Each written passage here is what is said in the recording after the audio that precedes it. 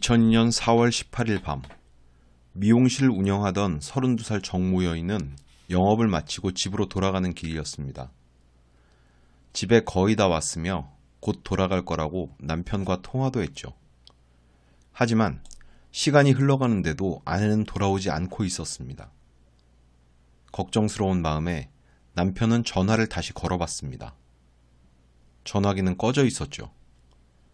어떻게 된 일일까? 곧 집에 돌아온다던 정여인의 행방은 묘연했습니다.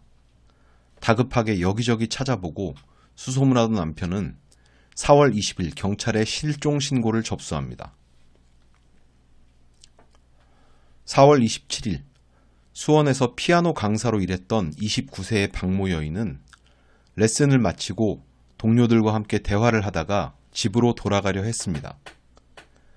딸의 늦은 귀가를 걱정하던 부모님과 통화를 하며 택시 타고 바로 들어갈 테니 걱정하지 말라는 얘기도 했습니다. 그리고는 더 이상 연락이 되지 않았습니다.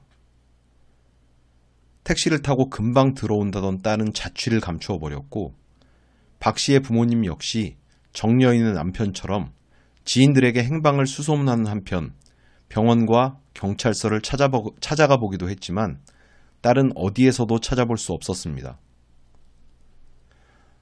그런데 바로 그날 낮, 사소하지만 아주 중요한 사건이 수원 법원 사거리 근처 음식점 앞에서 일어났습니다.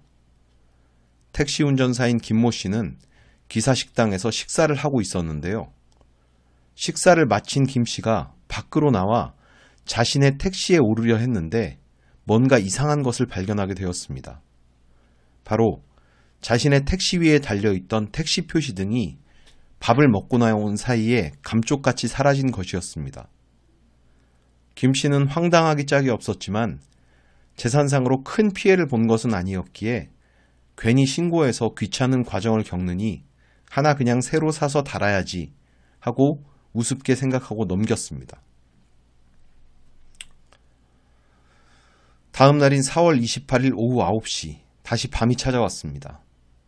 회사 야유회에 참석했던 20살의 이모 여인은 용인 기흥읍 영덕리 현대자동차 서비스 앞길에서 택시에 올라탑니다.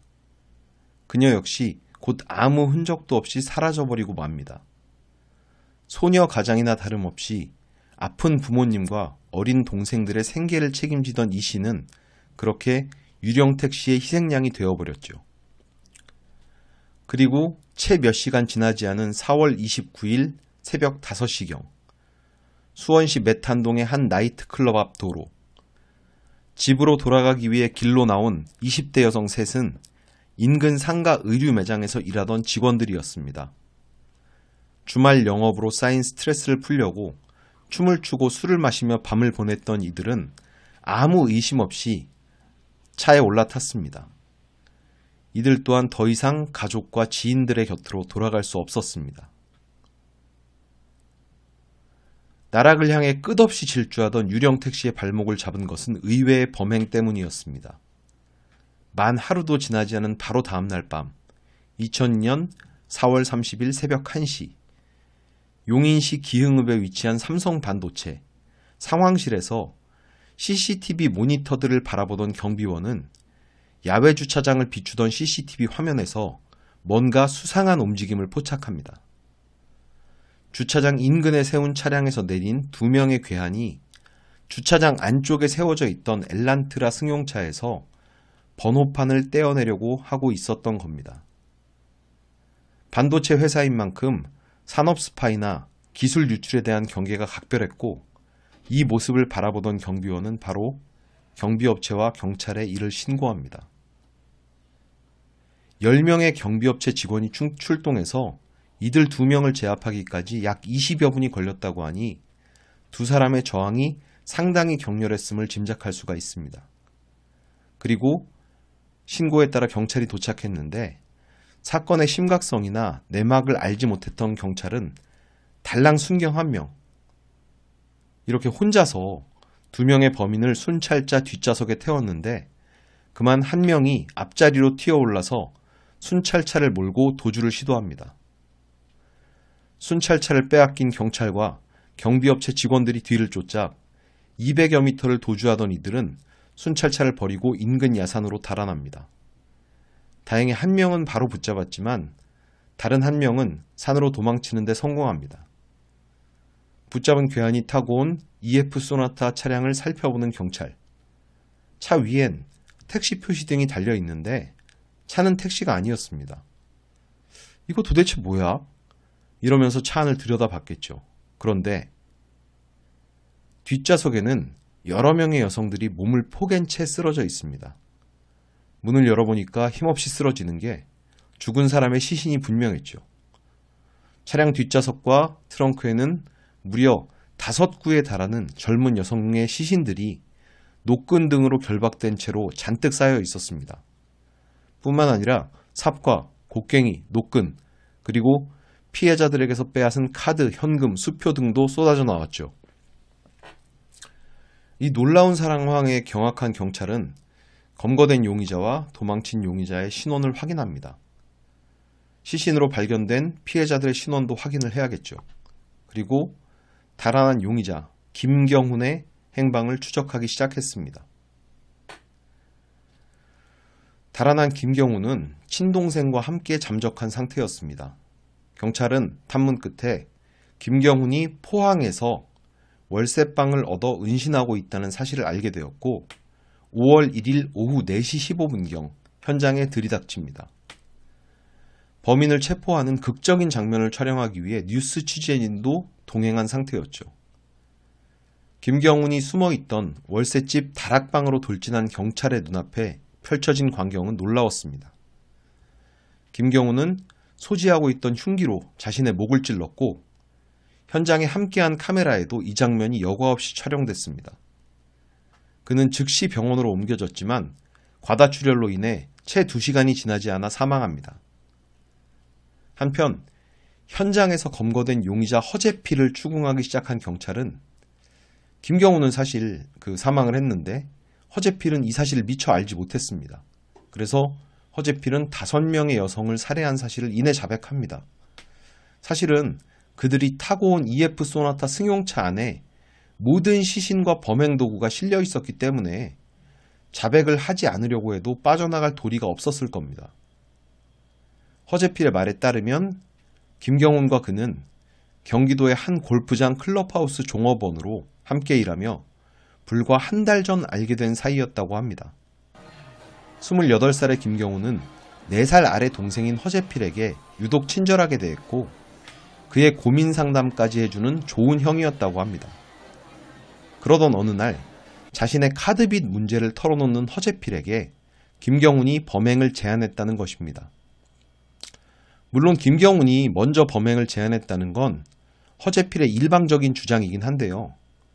부유한 교육자 집안에서 걱정 없이 자라난 김경훈이 아무리 친해졌다고 해도 안지 얼마 되지 않은 허재필의 카드빚 때문에 범행을 제안했겠느냐 라고 하면서 이러한 허재필의 일방적인 주장의 신빙성에 의문을 제기하는 견해도 있습니다. 하지만 김경훈은 이 당시 이미 전과 7범이었고요. 특수강도 혐의로 4년의 실형을 산 전력이 있다는 것을 간과할 수가 없습니다. 유복한 환경에서 성장했기 때문에 범행을 할 이유가 없다. 이런 식으로 범죄자에 대해 편견을 갖고 접근하는 게 과거의 수사관들이 흔히 하던 방식이긴 한데요. 그렇게 생각하면 김경훈이 이미 저지른 7번의 범죄는 어떻게 설명이 될 수 있을까요? 범죄를 저지르게 되는 유혹에 취약한 인간이 그렇게 범죄를 저질러서 무언가를 얻어내는 과정에 익숙해지면 어떠한 환경에서 자라났는 거와는 무관하게 그런 범죄를 손쉬운 우선순위의 방법으로 생각하게 되는 것이 대부분의 범죄자들에게서 발견되는 공통적인 현상입니다. 두 사람은 돈을 손에 넣겠다는 목적으로 그렇게 의기투합하게 되어 가짜 택시, 즉 유령 택시를 이용한 범죄를 저질렀던 것입니다.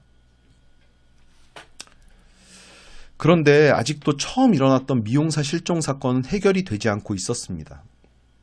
남편의 신고로 수사가 시작되었고 고속도로 휴게소 현금 인출기 CCTV에서 어떤 젊은 남자가 사라진 정모 여인의 카드로 돈을 인출하는 모습이 확인이 돼서 범죄 가능성에 무게를 두고 수사는 진행되고 있었지만 CCTV 화면의 화질이 그리 좋지는 못했습니다. 한편 유령택시 EF 소나타 승용차 안에서 발견된 범행 도구 중에는 삽과 곡괭이가 있었는데요. 이 삽과 곡괭이에는 흙이 꽤 많이 묻어있는 편이었습니다. 어딘가에서 땅을 파고 무언가를 묻었다는 말인데, 그렇다면 차 안에 실려있는 피해자 5명의 시신 말고 추가 범행이 있다는 얘기가 아니었을까요? 경찰은 이 부분을 염두에 두고 허재필을 계속 추궁합니다. 그런데 그들의 차 안에는 뉴욕 양키즈 모자도 있었다고 합니다. 바로 고속도로 휴게소 현금 인출기 CCTV에 등장한 돈을 인출해간 젊은 남자가 쓰고 있는 것과 동일한 모자였습니다. 그렇다면 그때까지 최초로 인식했던 4월 27일의 사건으로부터 9일 전에 인근 지역에서 실종된 미용사 정여인의 실종은 과연 이들의 범행과 관련이 없었을까요? 누구라도 그들을 먼저 의심해 볼 상황이었고 경찰 역시 당연히 그러했습니다. 지속적인 경찰의 추궁에 허재필은 결국 해당 범행도 시인을 합니다. 정여인이 자살한 용의자 김경훈의 단골 미용사였다는 그들 사이의 연결고리도 확인했을 뿐 아니라 허재필이 지목한 기흥읍의 야산에서 안매장된 정여인의 시신도 찾아내게 됩니다. 이로써 이들 둘에게 희생된 여성은 모두 6명으로 밝혀집니다. 허재필의 말에 따르면 그들은 계속되는 범행으로 경찰에게 추적당할 것이 두려워서 다른 차량의 번호판을 훔쳐서 바꿔달고 다른 범행을 저지르기 위해 삼성반도체 주차장에 번호판을 훔치러 들어갔다가 검거된 것이었는데요. 다시 생각해보면 만약 그곳에서 그들의 움직임을 수상하게 생각한 경비업체 직원이 없었다면 이렇게 속도를 높여가며 브레이크 없이 질주하던 그들의 범행이 과연 어디까지 이어졌을지, 얼마나 더 많은 피해자들이 생겨났을지 상상이 되지 않습니다. 또 반대로 생각해보면 처음에 택시 표시등을 도난당한 택시 운전사 김모 씨가 만약 그것을 사소한 피해로 생각하지 않고 택시를 모방한 범죄나 이런 것에 악용될 수 있다는 가능성을 염두에 두고 즉시 신고를 했다면, 그래서 경찰의 후속 조치나 수사, 그리고 피해자나 용의자 특정이 좀 더 신속하게 이뤄졌다면 어땠을까? 적어도 피해자를 좀 줄일 수는 있지 않았을까 싶어서 아쉬움이 남기도 합니다. 우리가 사실 본인이 어떤 큰 범죄의 대상이 되고 피해를 입고 이러기 전까지는 주변에서 일어나는 사소한 문제나 수상한 상황에 무관심하기가 쉬운데요. 이 사건의 경과를 통해서 보면 그러한 관심이나 신고 정신이 결국 두 가지의 상반된 리액션에서 아주 다른 결과를 낳고 말았다는 걸 간과하기는 어려울 것 같습니다. 말씀드린 바와 같이 김경훈은 검거 직전에 스스로 목숨을 끊었고요. 허재필은 2003년에 사형이 확정되어서 현재까지도 집행되지 않은 사형수로 수용 생활을 계속하고 있습니다. 네, 오늘의 사건 파일 김경훈, 허재필 연쇄살인 사건은 여기까지입니다. 감사합니다.